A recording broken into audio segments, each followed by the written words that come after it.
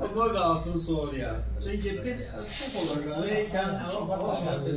Şeyler değilse oku. Ha? Şeyler değilse oku. Sen müəllimin qulağını oxuyacağım. Salma məni hər vursuz oyuna.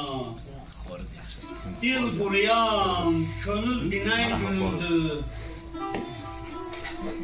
İlqarına bel bağladım, nə fayda. İlqarımın üzü dönən günündür.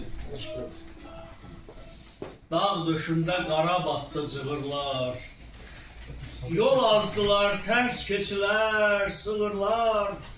Axşama dolu kimi yağırlar. Səhərimə qəhər sinən günümdür.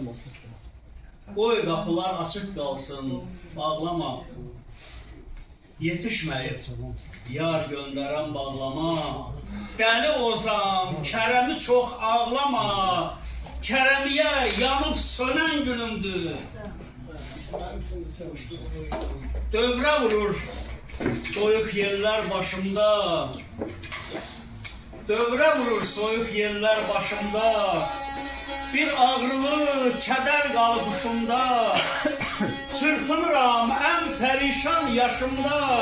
Zirvələrdən yerə enən günümdür. Həyat eşkim alov tutar, odlanar.